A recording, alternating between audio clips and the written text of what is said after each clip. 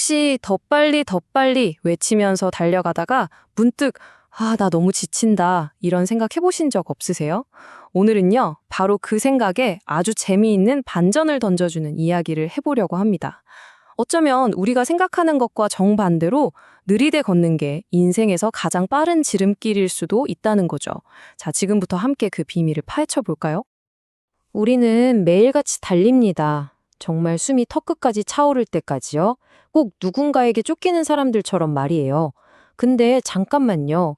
혹시 스스로에게 한 번이라도 물어본 적 있으세요?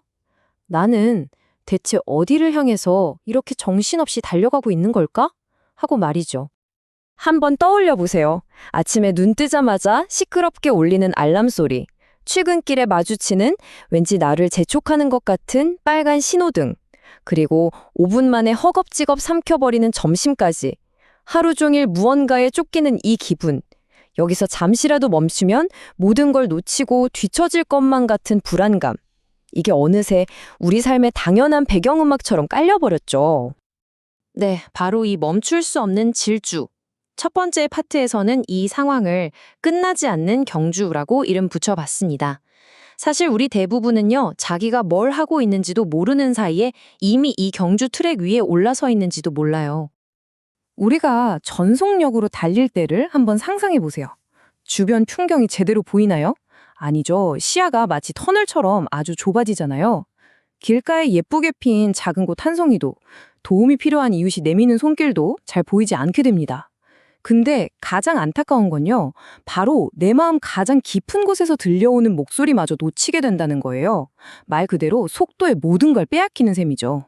자, 하지만 이제부터는요, 기어를 한번 바꿔보려고 합니다. 속도를 확 늦춰보는 거죠. 여기가 바로 오늘 이야기의 중요한 전환점인데요. 우리가 그토록 찾아 헤매던 인생의 진짜 지름길이라는 게 어쩌면 우리가 달려가던 방향과는 완전히 반대편에 있을지도 모른다는 이야기입니다. 오늘 이야기의 핵심을 꿰뚫는 문장이 하나 있습니다. 바로 위지한 작가의 책에 나오는 구절인데요. 인생이란 늘 이를 악물고 바쁘게 뛰어다니는 사람보다는 좀 늦더라도 착한 마음으로 차분하게 걷는 사람에게 지름길을 열어주는지도 모른다. 어떠세요? 늘 이를 악물고 달려야만 성공한다고 생각했는데 오히려 차분하게 걷는 사람에게 길이 열린다니 조금은 도발적이지만 곱씹어 볼수록 깊은 울림이 있지 않나요?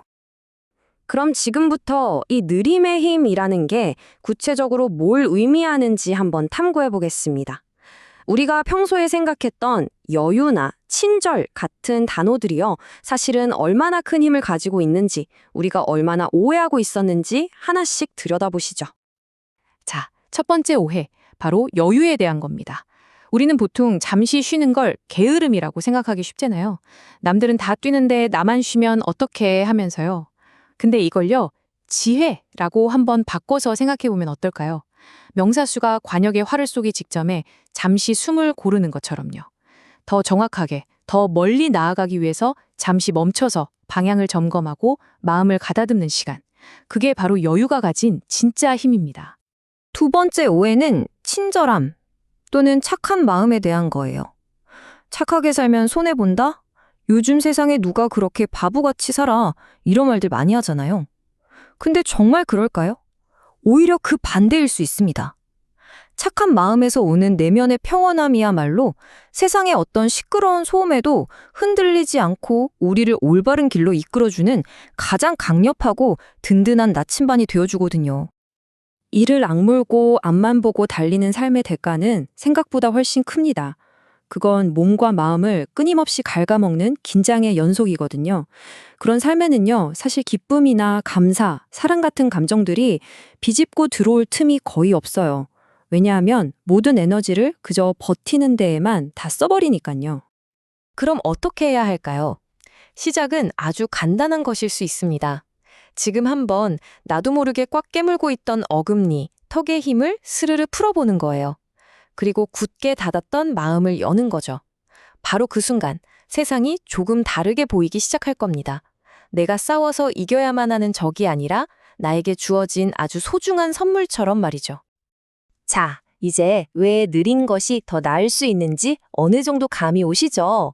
그럼 이제부터는 어떻게 나만의 속도를 찾을 수 있는지 그 조금 더 실질적인 방법들을 같이 한번 살펴보겠습니다.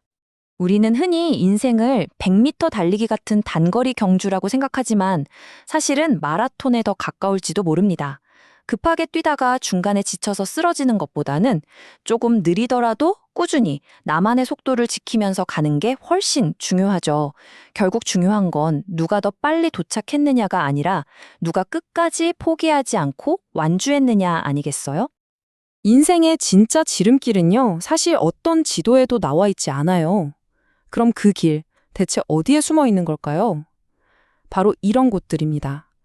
사람들 사이의 관계 속에서, 무심코 건넨 작은 친절 속에서, 또 진심이 오가는 대화 속에서요.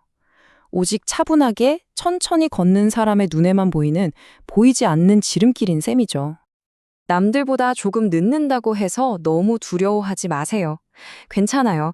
우리 모두는 각자 자신만의 시간대를 가지고 살아갑니다. 인생에서 정말 중요한 건 언제 도착했느냐가 아니라 어떤 모습으로 어떻게 그 길을 걸어왔느냐입니다. 세상의 시계에 나를 맞추려고 애쓰지 마세요.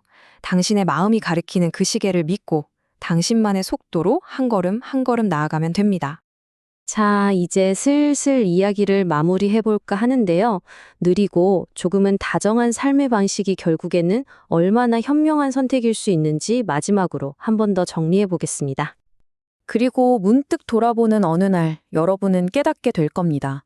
아, 내가 참 멀리 돌아왔다고 생각했던 그 길이 사실은 나에게 가장 빠르고 완벽한 지름길이었구나 하고 말이죠. 결국 진짜 중요한 건 최종 목적지가 아니라 그 길 위에서 내가 만나고 경험하고 배웠던 그 모든 순간들이 진짜 보물이었다는 사실입니다. 오늘의 이야기를 이 질문 하나로 마무리하고 싶습니다. 혹시 지금 여러분이 가는 길이 남들보다 좀 느린 것 같고 자꾸만 돌아가는 길처럼 느껴지시나요? 그렇다면 한번 이렇게 생각해 보면 어떨까요? 만약 그 길이 사실은 당신에게만 특별히 열린 진짜 지름길이라면요.